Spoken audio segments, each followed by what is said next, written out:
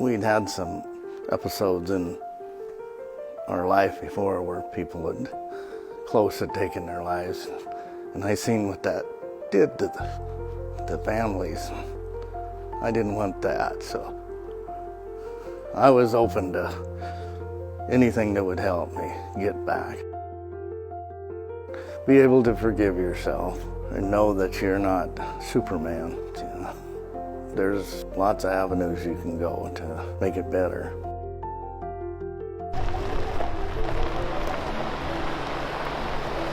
My name is Fred Kaufman, and I live just outside of Lewiston, Idaho. I was born and raised here on a small farm. It wasn't too bad. I had a good childhood. We had a pretty long season. There's a few years there where we went 40, 50 days straight. But it was fun when you're young, and exciting. When we went to Craigmont, we stayed in a farmer's old house out there and ate in town, and so it was exciting because we never ate meals in town when we was growing up. It just wasn't there. We had a young adults group at the church there that got together and the priest, and so we'd meet once a week or something, and we'd either play volleyball or a baseball game, and a friend of hers tried to talk Dory into, my wife's name is Doris, we call her Dory, was a nurse. She was a registered nurse, and he tried to talk her into coming, and she declined for quite a while, and then she finally came one day. I just seen her smiling face, and I thought, I gotta know that gal some more. That's all it took. I've always been a doer. I don't like to just sit around and talk about something. I like to get up and do it, and to get it done and move on. But so I didn't want to slow down, let's put it that way. So when my dad had passed away, and so my brother and I were administrators of his will and stuff, and so that kept me pretty busy taking care of Mom and paying the bills and stuff, and so I didn't have a lot of time to worry about myself.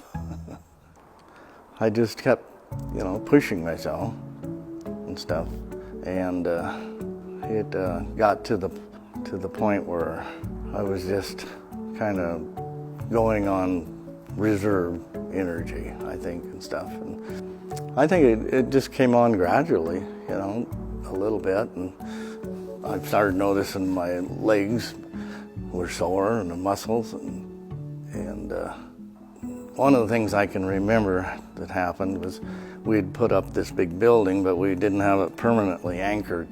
It was temporarily anchored, and we got a big windstorm, and it started to lift and shift on me one afternoon, and that just scared the heck out of me. I thought I was going to lose it, and then luckily my brother and I got it tied down and stuff, but I remember that after that I was just kind of shaken and kind of got into that, how would you call it, a state of uncertainty about things and everything.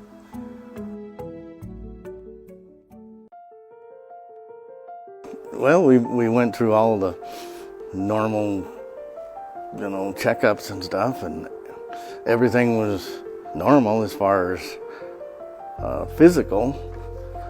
We really ruled out any physical problems there, and so my doctor recommended maybe we need to work on the emotional part, and so he started me on some antidepressants and stuff.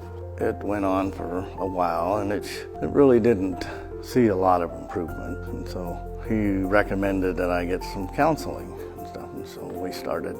It helped. It took a long time to really get the right person, because I think I've seen 4 or 5 different people before I really started to get a little glimpse of hope, but I was to that point where if it'll help, let's do it, you know. But it was hard. I really wouldn't have been able to get through it without my wife's support. She was kind of my coach, I guess you say, and kept me going in the right direction. She just never give up on me, and the boys too. They were always there and willing to do anything they needed to help me out. My name is Jeff Kaufman. I'm a farmer here in the Lewiston Valley. I'm the fourth son in the lineup. I was 10 years late to the party, I like to say, or that I was born 10 years old because I was always trying to keep up with my brothers. Well, Mom was making sure that Dad did everything the doctor said he needed to be doing.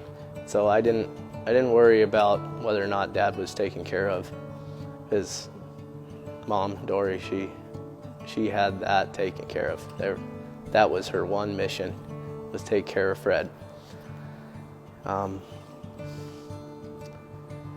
I'd hear from my brothers every once in a while, mainly Phil, about how things were going, because Phil was working with Dad at the time farming, and he'd talk about how, well, we had a good day today, and you know, this is how it went, and this is what seemed to help. And I got to really see what was going on after I graduated and I came home, and I was stepping into the shoes of my dad, taking on his farm. And probably the hardest thing for me was when I was starting out being a farmer. It's very different when you're the one in charge, when you're not the one being told what to do. And coming into that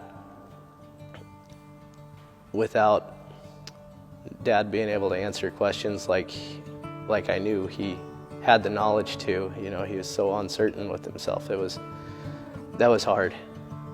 And there were times I was pretty upset that, Dad, you've done this for 40 years. Why can't you tell me how to do this? Oh, the anxiety was, probably with the combination of being depressed was really bad. I think the anxiety was worse. Like you just almost like a panic attack, I guess you might call it that. I know it was even hard just to drive a tractor. Of course, most farmers are workers and hard workers and believe if you work hard, you're going to get ahead, you know. And if you can't do it, I think that really weighs on you heavy. Most of my childhood, I didn't know that I was going to be a farmer. I wanted to be a baseball player or a cowboy or an astronaut or whatever, but I got the opportunity after 7th grade to drive a grain cart like I'd seen my brothers do in the past, and I loved the challenge of it. There was always something that you could do better, but it was like that progression in yourself that never ends, and I got hooked on that.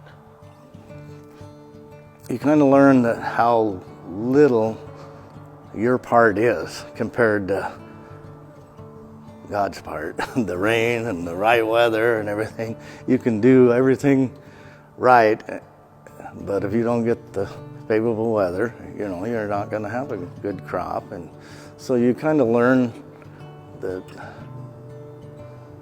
you got to kind of trust in yourself and in God and nature.